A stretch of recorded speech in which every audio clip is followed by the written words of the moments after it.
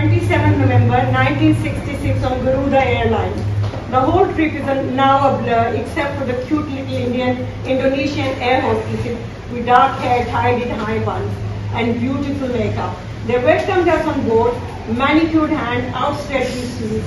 As we were ushered in and strapped in our seats, they distributed little black and white jute boxes that contained a toothbrush, a toothpaste, and a pair of socks and eye masks. When I finally worked out what the elasticated black strip of fabrics were, I couldn't fathom why anybody would want to blindfold themselves on a plane. The excitement of the flight and the precious gifts soon evaporated. As soon as the plane took off, nausea set in. All of us, including Ammi, flew up non-stop from Karachi to London, and we didn't as much as look at the exotic food served throughout. So the long-awaited voyage remains a sickly blur. On reaching London, immigration officers detained us for what seemed like an eternity, convinced that the clutch of pallid children, still heaving and vomiting, were not the offspring of this tiny little lady. The fact that none of us spoke English didn't help. Finally, they called Abu over the intercom. As soon as we saw him, we all ran up to him and grabbed his long legs, clinging on for dear life. Abu, he screamed with glee when he entered the interview room. He seemed much taller than I'd remembered. He hugged each one of us, observing how much we had grown in 3 years, while Ammi looked at him self-consciously, embarrassed without her burqa. He tried to pick up Mazhar, but unable to recognize him, Mazhar began to cry. Abu turned to Athar, who shyly put his tiny hand in his. Abu showered him with kisses. He spoke at length with the immigration officers and was finally allowed entry into UK. Our uncle Zia Mamu was waiting to take us to his house in Wimbledon, where my aunt Nafisa Momani had prepared a lavish meal. It was a day of first. After our first ever flight, our first time abroad, we saw our first television. At the food, we dropped off to sleep like flies in heat. Later, Zia Mamu took us to our flat in Stockwell, where we slept the whole night and the most of the following day. I woke to find myself on the second floor of a huge house on Stockwell High Road. The spacious, pleasant room spanned the width of the house. It had large bay windows overlooking the main road. The room was light, a faint glimmer of sunlight piercing through the morning mist, quivered on the floor in the room. There was a lot of furniture in the little flat. The room was furnished with 2 double bedrooms. I'll skip this bed. Our flat was one of 4 in a tall Victorian building. It was an odd living arrangement. An old English lady lived in the top flat. We called her Goody. She didn't have a toilet in her flat and shared our lily of the valley smelling toilet situated on the landing beside the entrance to our flat. Abu had acquired the apartment through his friend Aftab uncle, as no one was willing to rent property to a coloured man with 6 children. Aftab uncle lived with his wife, Nusrat auntie, and with their son Salman in the flat below. Their flat didn't have a bathtub, so they shared ours in our kitchen. We kept our home in immaculate condition, especially as we had to share the key facilities with our neighbors.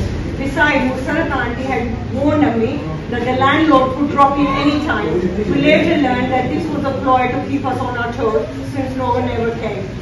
Those early days were very sharp learning curve. Bonding with Abu after 3 years of separation, learning English, learning to use knife and fork, eating all kinds of new foods like porridge, cornflakes, fish and chips, sweet biscuits, the likes of which we had never seen before.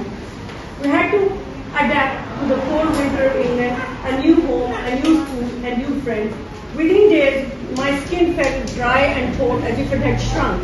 My chapped lips cracked, and my numb toes became sore and itchy. Ammi massaged my feet with salt and mustard oil. Abu bought 6 woolen socks and warned us to keep them on 24/7. I loathed being trapped within the confines of a flat in the ubiquitous fur. I paced rooms like an infectious fit of girly giggles. As soon as Ammi heard that the new arrivals were Siddiqui, she was intrigued to find out if they were related to us. Ammi's quest for genealogy proved time and time again that we were all descendants of Adam and the world was round. With her encyclopedic knowledge of our family, inevitably unearthed another relative. After interrogating Mr. uncle, she found him to be a not-so-distant relative. Safiya auntie burst into giggles. We moved to England to get away from our relatives. They found us here too. Safianti enjoyed my channel. I spent a lot of my time with her, especially since she was pregnant and was wounded bed rest. She lay in her bed, arms outstretched above her head, cracking her knuckles and instructing me to carry out her household chores. Precisely what to say, and I went down the road, repeating the words in my head: 2 pounds of onion please, 2 pounds of onion please, 2 pounds of onion please. If anybody said anything else, I blurted out, sorry, I can't speak English. One day, the greengrocers answered my admission with a smile, putting up his thumb. I returned home mortified and told Safianti about their fancy gesture. She went into one of her detailed beds and said, "It wasn't being rude, it means thank you, dear." Every evening, I stood at the bay window waiting for Abu to return from work. I could see him approaching in the distance, laden with their bags of shopping. I stood melancholically, observing the pigeons in their nest atop the window.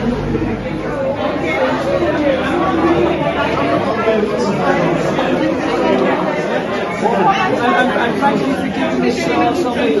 She's been fantastic. Thank you very much. I love you.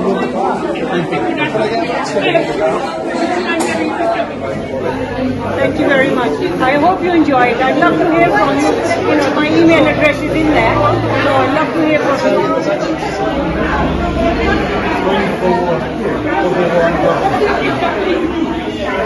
Take a copy and I'll send you my details. Hopefully see you on September.